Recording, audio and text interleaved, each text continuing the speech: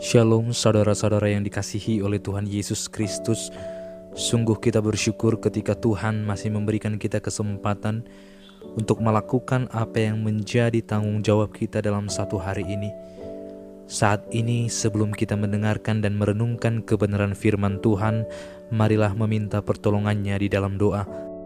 Sekiranya Ia berkenan memberikan kita pengertian sehingga kita semakin mengasihi Dia dan sesama kita. Bapa di dalam surga, berilah kami pemikiran yang benar dan hati yang mau tunduk kepada Engkau, sehingga kami sungguh-sungguh taat kepada kebenaran-Mu dan kami semakin mengasihi Engkau dan mengasihi sesama kami. Terpujilah nama-Mu dalam nama Yesus Kristus. Amin.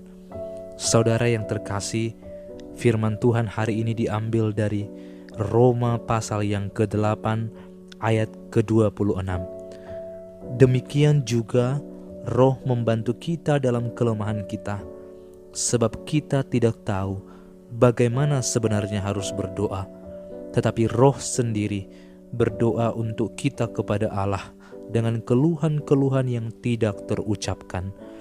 Saudara yang terkasih, apakah yang menjadi pengharapan bagi anak-anak Allah? Apakah yang menjadi pengharapan bagi orang-orang percaya saat dunia ini tidak memberikan kita harapan, saat dunia ini sering mengecewakan kita? Maka ada satu harapan yang unik yang tidak dimiliki oleh siapapun selain daripada orang percaya, yaitu ketika Roh Kudus bekerja dalam hatinya. Saudara yang terkasih, pernahkah Anda merasa malu saat berdoa kepada Tuhan? Pernahkah Anda merasa tidak tahu apa yang harus Anda katakan kepada Tuhan dalam doa? Atau pernahkah Anda merasa paling berdosa sekali saat Anda berdoa? Atau pernahkah Anda dalam kebingungan saat berdoa? Maka semua itu adalah hal-hal yang dialami oleh setiap orang. Namun yang menjadi keunikan tersendiri bagi setiap orang percaya ialah ketika ia sadar bahwa dalam hatinya bekerja Roh Kudus, di mana Roh Kudus itulah yang membantu orang percaya itu untuk mengungkapkan setiap kata-kata yang sejati, yang murni, yang tulus kepada Allah.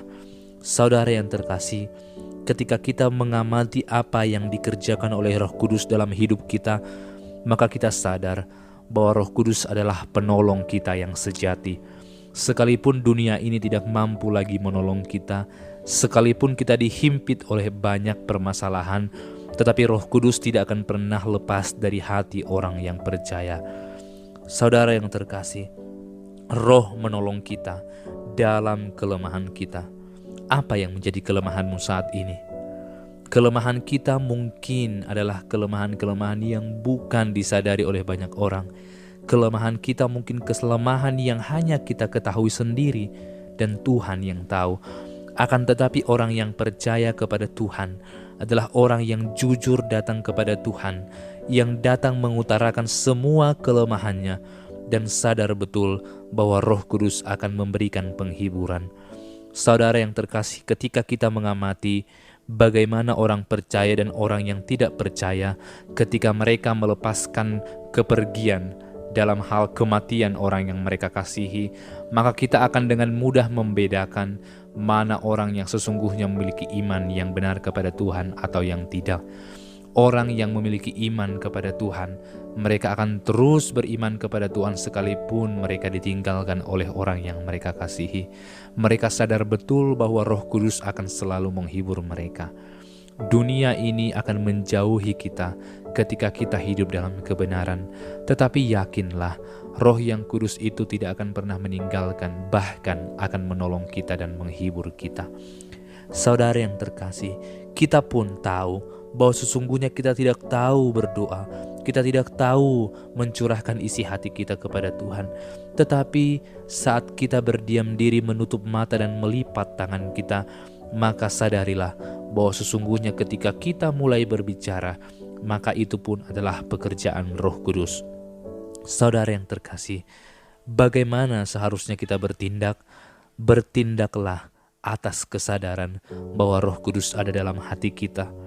Saudara yang terkasih, Ketika kita mengamati seseorang berbuat kesalahan, maka ia akan berbuat kesalahan mungkin ketika tidak ada orang yang melihat. Ketika kita mengamati orang yang berbuat kejahatan, maka ia akan berbuat kejahatan ketika tidak ada yang mengamatinya. Namun orang percaya sungguh berbeda. Namun ketika kita orang percaya melakukan kesalahan, jatuh ke dalam dosa yang sama, maka hal yang kita lakukan ialah datang dan bertobat dan mengaku kepada Tuhan atas semua kesalahan yang kita lakukan. Sadarlah bahwa kita diamati oleh Tuhan setiap saat. Sadarlah bahwa mata Tuhan sedang mengamat-amati kita, sehingga tidak ada ruang, tidak ada waktu bagi kita untuk bersembunyi di hadapan Tuhan, untuk bersembunyi dari naungan Tuhan. Kita semua berada dalam penglihatan Tuhan. Oleh karena itu, orang yang percaya harus menguji dirinya, harus berjuang untuk hidup sejati dan murni tanpa memandang sekeliling. Saudara yang terkasih, hiduplah suci, hiduplah murni, karena Roh Kudus telah bekerja dalam hatimu sebagai penolong yang sejati. Amin. Saudara yang terkasih, marilah kita berdoa. Bapa di dalam surga, tolonglah kami untuk sungguh-sungguh menyadari bahwa sesungguhnya Engkau telah bekerja dalam hati kami, sehingga kami tidak pernah melupakan Engkau dan terus berjuang melakukan apa yang Engkau kehendaki. Dalam nama Yesus. Amin.